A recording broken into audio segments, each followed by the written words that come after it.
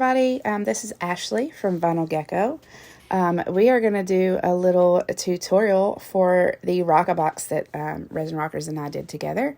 The first little mini tutorial that we're going to do is the pumpkin dream catcher. So what you see me doing here is I've taken one of those plastic razor blades and I've used that to kind of take off the protective backing on the pumpkin. And we're kind of just going to jump in and get started here. These are super cool. These acrylic blanks have cutouts on them. So you can fill them with glitter. You can fill them with transparent UV resin. You can fill them with clay shapes. You could fill it with clear UV resin if you want to. The possibilities with these are just super endless and they're super cool. It's an awesome kind of take on acrylic blanks that I've not really seen in the market, which is why we went with these because they're super cool. And so what I'm doing here is I am taking some resin tape and I'm applying that to the back side of my acrylic blank. Resin tape is heat resistant, which means when you put it in the UV lamp, it's not going to wrinkle and crinkle up because of the heat of the UV lamp and the UV resin curing. So what that allows you to do is to be able to have a smooth backside whenever you're filling those holes in with UV resin. And it also prevents you from having any leakage or seepage. In your all's box, you're going to get a little piece of silicone mat that's going to do the exact same thing for you. If you have resin tape, please feel free to use that like I did. Otherwise, that's what that little piece of silicone mat is for you, is it does the exact same thing. It just doesn't, it's not adhesive. So it doesn't stick to the back of the acrylic blank, if that makes sense. So what I'm doing here is I'm taking some ultra fine green holographic glitter, and I'm going to put that in my little mixing cup. And then we're going to mix in some of Resin Rockers UV resin, the original hard formula. You're going to get a 100-gram bottle of that in your box. And so I'm just going to mix that together really good. Guys, I'm not patient. I don't take my time with this. I whip this up. And one thing that I love about this formula from Resin Rockers is that I don't get any bubbles even when I do that. I don't have any issues with this at all. I also love the viscosity of this UV resin because it allows me to paint with it. It is basically what I'll say. So on this specific blank, what I'm doing is I'm going to scoop a little bit of that UV resin on my silicone tool with the pointy end. And I'm basically just going to paint that on the edges of this acrylic blank. And if you're a beginner, my recommendation would be to just go slow. Go nice and slow. Take your time. Don't get frustrated, because even if you have some of the UV resin that kind of goes over the edge and kind of fills in the cavities where we want to put a different design, I'm going to show you here in just a minute how to fix that. Don't get frustrated with yourself. Don't get upset. It happens. Just take your time. Go slow. Be patient. And one thing that you'll see me doing here is that I really like to take my UV resin and kind of get a blob on my little silicone tool there. And I kind of like to push the UV resin, right? Like I like to push it where I want it to go. You'll see me dragging it kind of like a paintbrush or pushing it where I want it to go to kind of keep it away from the side. And you'll see right there, I just got some over the edge. I'm not going to worry about it. I'm going to leave it there. And here in a couple of minutes, I'm going to show you guys how to take care of that. So you're just going to continue with that process of kind of like just painting it on, really making sure that you get all of the clear part of the acrylic blank covered with this glitter and UV resin. And then you're going to be good to go. We're going to be ready to cure. So hopefully you guys are really enjoying these ROCKABOXes. I had a really good time designing all these acrylic blanks for the box. It was super fun. So these are all original designs by me, and we cut the blanks and sent them to the Resin Rockers team to put in the box. And overall, it's just been a really great experience. And I'm super thankful for it, to be honest with you. So here we are at the very end. We're going to get this last piece on here. And then I have like a little mini torch that I like to use. And just run that really quickly over this acrylic blank just to pop any surface bubbles if there are any. And then I'm going to go right under my lamp. I'm going to cure this for 60 seconds with my lamp. I don't have the fancy Resin Rockers lamp yet. I'm going to get that soon. I just have a little lamp from Amazon. But here's what you'll see me doing to get these pieces out. You see me using these flesh cutters. And basically what I'm doing is I'm being very gentle and very careful. And I'm just going to take the UV resin that spilled over, and I'm going to grab it with those flesh cutters. And I'm just going to kind of pry that off. The good thing about these acrylic blanks is that when you have this spillover, it's super easy to kind of go in there with either your deburring tool or your flesh cutters and nip that right off or carve that right off. Super, super easy. I'm going to reapply my tape because now we're going to fill in the cavities. And this is where we're going to have some fun.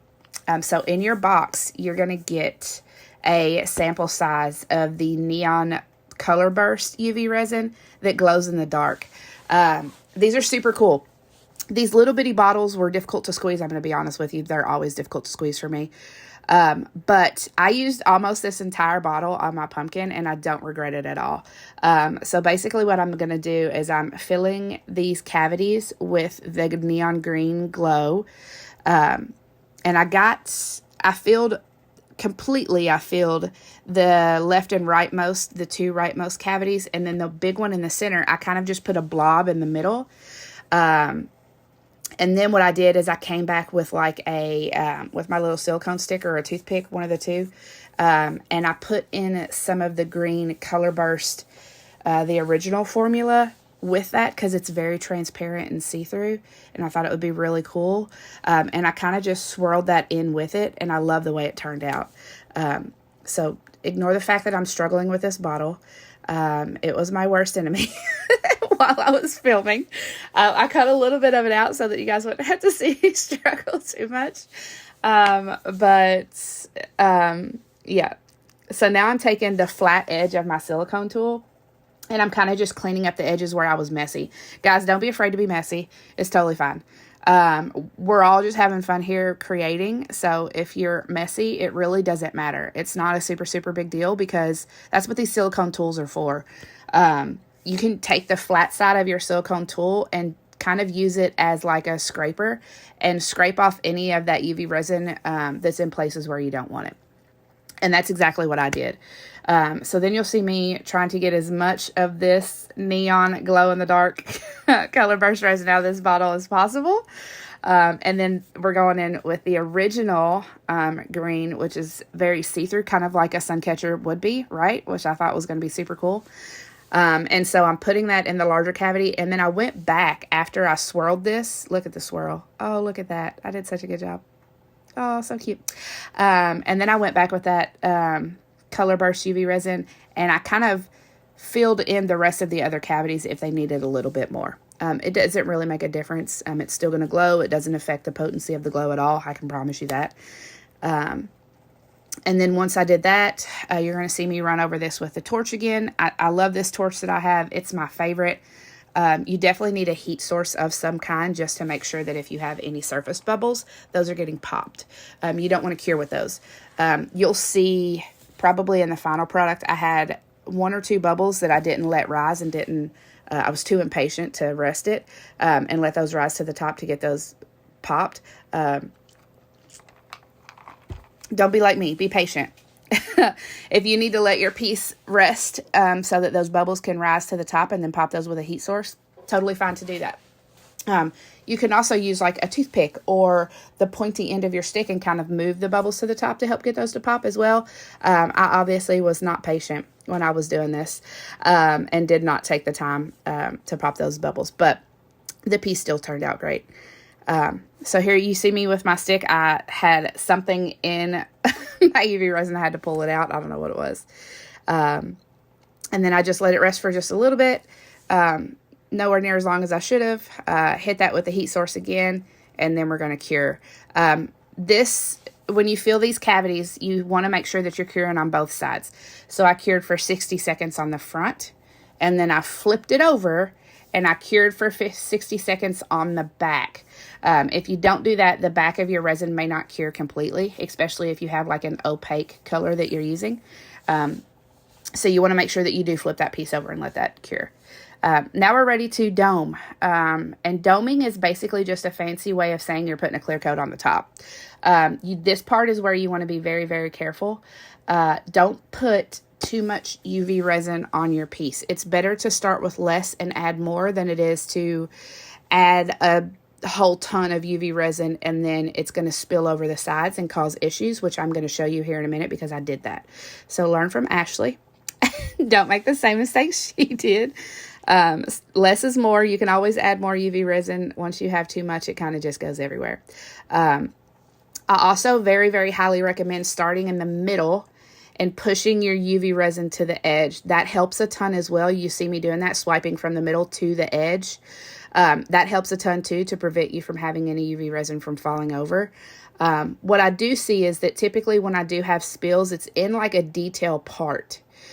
So you'll see that right there where the leaf and the top of the pumpkin meet, that's where I was having spillage at.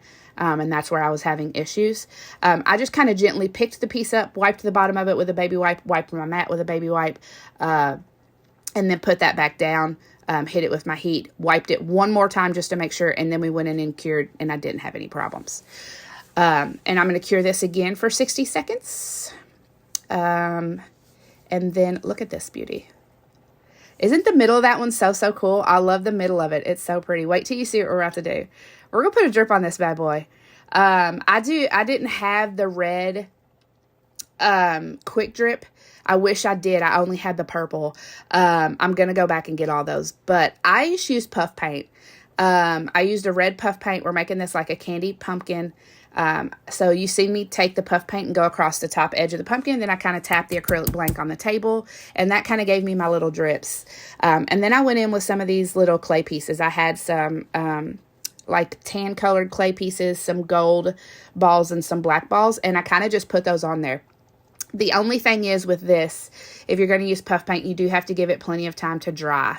And then what I did, and I didn't show this in the video, I'm sorry, but what I did once the puff paint dried is I just went back in with a paintbrush and UV resin, and I kind of painted over top of that puff paint, just to kind of seal that in really, really well, with UV resin. And that was it. So I hope you guys have enjoyed this tutorial. We have 3 more to show you guys. This is the very first one. So this is our candy apple pumpkin. Thank you guys.